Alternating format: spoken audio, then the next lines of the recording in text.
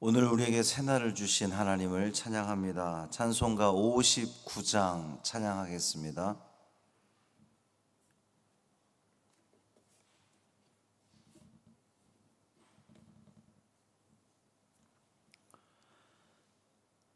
찬송 59장.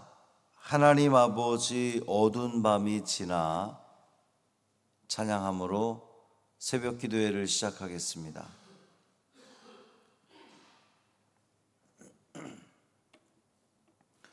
하나님 아버지 어두운 밤이 지나 먼 동이 터서 밝은 아침 되니 우리가 이 시간 주님 앞에 나와 주 찬양합니다.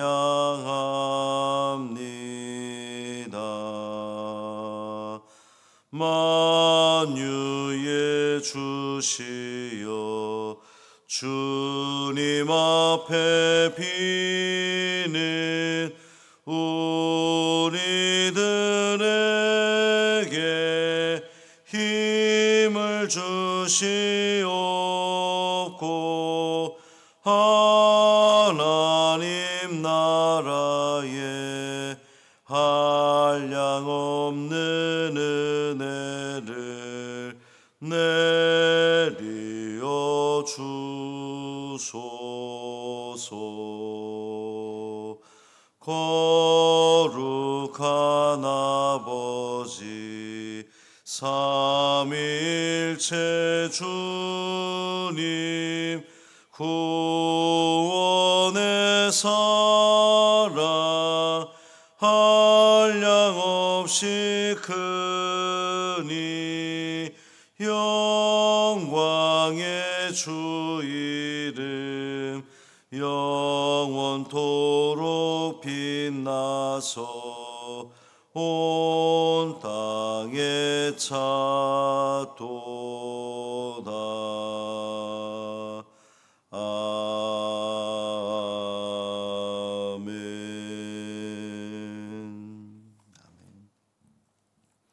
사도신경으로 우리의 신앙을 고백하겠습니다. 전능하사 천지를 만드신 하나님 아버지를 내가 믿사오며 그 외아들 우리 주 예수 그리스도를 믿사오니 이는 성령으로 잉태하사 동정녀 마리아에게 나시고 본디오 빌라도에게 고난을 받으사 십자가에 못 박혀 죽으시고 장사한 지 사흘 만에 죽은 자 가운데서 다시 살아나시며 하늘에 오르사 전능하신 하나님 우편에 앉아 계시다가 저리로서 산 자와 죽은 자를 심판하러 오시리라. 성령을 믿사오며 거룩한 공회와 성도가 서로 교통하는 것과 죄를 사하여 주시는 것과 몸이 다시 사는 것과 영원히 사는 것을 믿사옵나이다. 아멘. 이사야 34장 9절부터 15절까지 말씀입니다.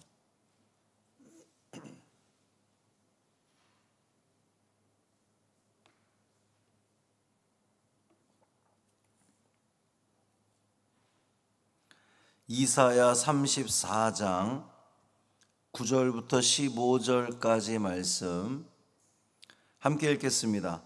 에돔의 시내들은 변하여 역청이 되고 그 티끌은 유황이 되고 그 땅은 불붙는 역청이 되며 낮에나 밤에나 꺼지지 아니하고 그 연기가 끊임없이 떠오를 것이며 세세에 황무하여 그리로 지날 자가 영영이 없겠고 당아새와 고슴도치가 그 땅을 차지하며 부엉이와 까마귀가 거기에 살 것이라.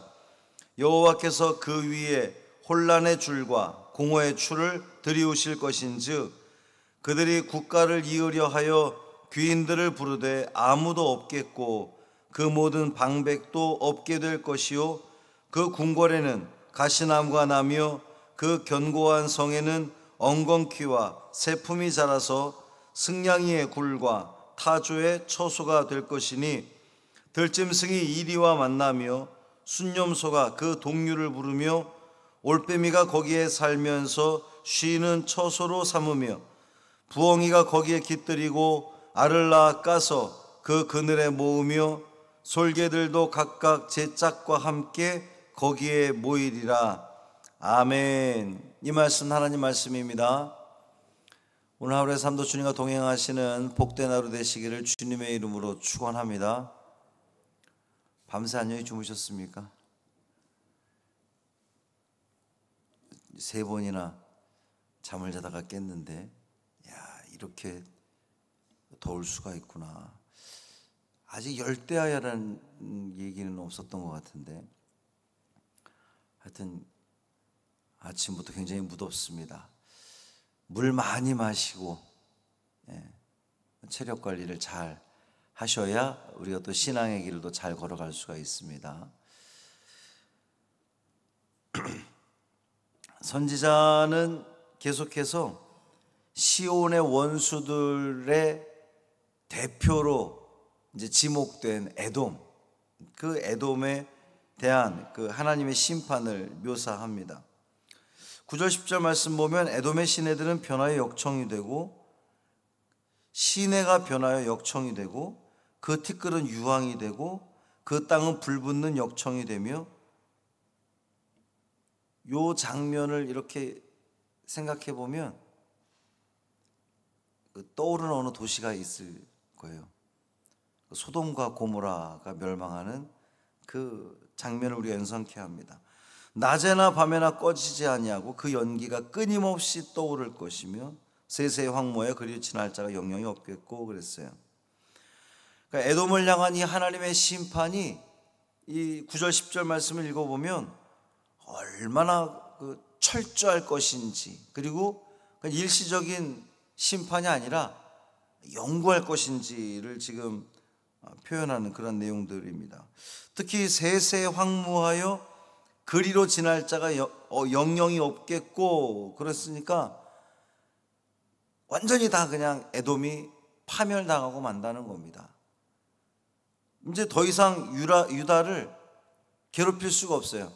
그동안 이스라엘을 계속해서 괴롭혀왔던 에돔인데 영영이 끊어지는 거니까, 완전히 끊어지는 거니까 더 이상 유다를 괴롭힐 수 없게 되는 겁니다.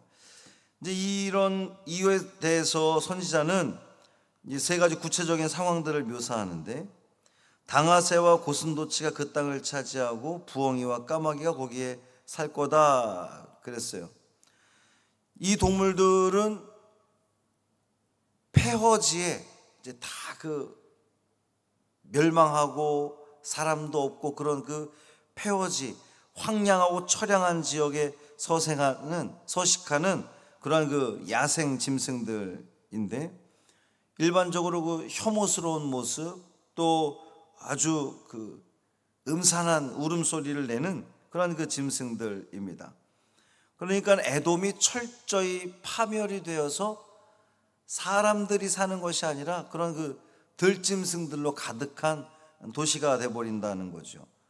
두 번째는 다시는 나라를 이루지 못할 거라는 겁니다. 12절 말씀 보면 그들이 국가를 이으려 하여 귀인들을 부르되 아무도 없겠고 그 모든 방백도 없게 될 거라는 거예요. 그러니까 이제 에돔이 멸망했는데, 그 하나님의 심판을 당했는데 일시적인 심판이어서 나중에 그 에돔 나라를 다시금 에돔의 후손들이 우리가 다시금 국가를 건설해보자, 재건해보자, 이런 것조차 할 수 없게 된다는 거예요. 그러니까 귀인을 부르고 방백을 아무리 찾아다니다 해도 다 멸망해서 응답할 자가 없다는 겁니다. 이렇게 될 수밖에 없는 이유가 뭐냐? 여호와께서 그 위에 혼란의 줄과 공허의 추를 들이울 것이기 때문이다 그랬어요. 혼란의 줄, 공허의 추. 이제 혼란과 공허라고 하는 단어는 하나님께서 천지를 창조하시기 이전에 혼돈하던 카오스, 그냥 무질서, 질서가 없고 그 혼란스러웠던 그 상황들을 이야기하는 거예요. 그 심판당한, 하나님으로부터 심판당한 이 에돔이 그만큼 혼란스럽고 무질서한 것이다 라고 하는 그런 그 말씀입니다. 세 번째, 한 나라의 영광과 권세를 대변하는 이 궁궐, 에돔의 궁궐도 황량한 폐허로 변할 거라는 거예요. 이제 13절 이하에 쭉 묘사되고 있는 표현들인데, 가시나무가 나고 엉겅퀴와 새품이 자란다는 겁니다. 그러니까 가시나무, 궁궐은 그 나라에서 가장 아름답고 좋은 것들로 이렇게 갖춰져 있는 곳이 궁궐이잖아요. 거기에 궁궐에 가시나무, 엉겅퀴, 새품, 사람이 손길이 닿지 않아, 그만큼 다 폐허가 되었음을 이야기하는 겁니다. 또 승냥이의 굴과 타조의 처소가 된다 그랬어요. 그러니까 야생 짐승들의 차지가 돼버리는 겁니다, 이 궁궐이. 또 들짐승이 이리와 만나고, 이제 광야의 짐승들만 모여드는 거죠. 또 순념소가 그 동류를 부른다 그랬어요. 이제 여기서 말하는 그 순념소는 두려운 것, 공포스러운 것, 이제 이런 뜻을 가지고 있습니다. 그러니까 공포를 주는 어떤 그 들짐승들이 거기에 가득하게 된다는 거예요. 올빼미가 쉬는 처소가 되고 부엉이와 솔개가 모여든다는 거죠. 아니, 궁궐에는 왕이 살고 그 나라에서 가장 존귀하다고 여겨지는 이들이 그렇게 가장 좋은 곳들로 꾸미고 사는 곳인데, 이런 그 완전히 폐허가 되어서 들짐승들이 가득한 그런 그 궁궐이 돼버리고 만다는 거죠. 왜 이 지경이 된 거죠? 지금 어느 누구를 향한 심판입니까? 에돔을 향한 심판입니다. 에돔이 무슨 잘못을 했습니까? 하나님의 백성들을 대적했어요. 하나님의 백성들을 괴롭혔습니다. 하나님의 백성들을 끊임없이 조롱하고 거절했어요. 한마디로 말하면 하나님의 백성을 대적했다는 것은 누굴 대적했다는 겁니까? 결국은 하나님을 대적했다는 거예요.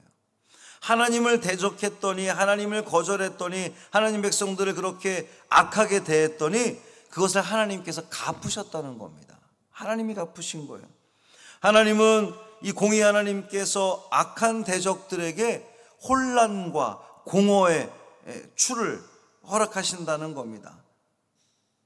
혼돈을 준다는 거죠. 그러니까 우리가 해야 할 일은, 우리가 서야 할 자리는 하나님 편에 서면 되는 겁니다. 하나님 반대편에 서니까 자꾸만 어려움이 있는 거예요. 나는 하나님 반대편에 서지는 않는데요, 난 늘 하나님 편에 있는데요. 그런데 여러분 잘 생각해 보십시오. 내 자신의 삶을 한번 잘 살펴보십시오. 내가 정말 하나님 편에 있는가, 하나님 반대편에 있는가? 내가 예배의 자리에 있는가? 아니면 하나님보다 더 귀중하게 여기고 더 소중하게 여기는 바로 그곳에 있는가? 내 삶의 자리가 어디에 있는가? 내가 무엇에 집중하며 살아가는가? 내가 하나님을 바라보는 거, 하나님 중심으로 살아가는가? 아니면 이 땅에서 내가 소중히 여기는 것, 저거 없으면 안 되는데, 내가 없으면 안 되는데, 내가 더 하나님보다 귀하게 여기는 것, 바로 그것이 우상이고, 그 우상이 바로 하나님 반대편에 서게 되는 거예요. 하나님 반대편에 서게 되면 결국 그 인생에게 나오는, 그 인생이 받아들게 될 결론은 멸망과 패망뿐이라는 겁니다. 그러니 우리는 오늘도 하나님 편에 있기를 원합니다. 내가 생각하고 말하고 행동하고 그 모든 내 삶의 중심이 하나님이기를 원합니다. 예수님이기를 원합니다. 그 예수님 중심으로, 하나님 중심으로 살아갈 때에 우리는 혼란과 혼돈 속에, 공허함 속에 살아가는 것이 아니라 하나님께서 허락하시는 참 평강이 거기에 있는 줄 믿습니다. 그 은혜를 다 누리시는 우리 모두 되시기를 주님의 이름으로 축원합니다. 살아계신 아버지 하나님, 하나님의 백성들을 대적했더니 하나님의 백성들을 괴롭혔더니 공연히 딴지를 걸고 시비를 걸고 그렇게 방해했더니 하나님께서는 결국 공의 하나님께서 그 모든 것들을 갚으시는 것을 우리는 다시 한번 확인하게 됩니다. 주여, 우리가 주님 편에 있기를 원합니다. 하나님 편에 서기를 원합니다. 하나님 중심으로 하나님을 위해 하나님의 영광을 먼저 생각하며 살아가는 우리가 되게 하여 주옵소서. 우리는 자꾸만 하나님이 눈에 보이지 않기 때문에 세상의 것, 물질적인 것, 육신적인 것, 그냥 한낱 다 사라져버릴 것에 자꾸만 우리의 생각과 우리의 마음을 거기에 쏟고 있는데 우리 하나님은 얼마나 속상하실까? 우린 다시 한번 돌아보게 됩니다. 주여, 주여, 우리의 마음을 붙들어 주시고 다스려 주셔서 주님 편에 있게 하여 주옵시고 주님 중심으로 살아가는 우리 믿음의 자녀들 되게 하여 주옵소서. 우리 박유리 청년 함께 하여 주옵시고 그 폐렴이 잡혀지게 하시고 모든 것들이 정상적으로 돌아올 수 있도록 은총을 베풀어 주옵소서. 이 긴 싸움 속에 그가 실망하지 않게 하시고 좌절하지 않게 하시고 오직 하나님만을 붙들며 하나님께 간절히 간구하는 그가 되게 하여 주옵소서. 우리 노문경 자매 또 주용택 집사주님 붙들어 주옵시고 그 모든 치료 과정 속에 주님 함께 하심으로 말미암아 살아계신 하나님을 더욱더 저들이 깨닫게 하시고 경험케 하시고 주님을 노래하며 찬양하는 복된 자리로 돌아서게 하여 주옵소서. 한날의 삶을 온전히 주님께 맡기기를 원하며 우리 주 예수 그리스도의 이름으로 축복하며 기도합니다. 아멘.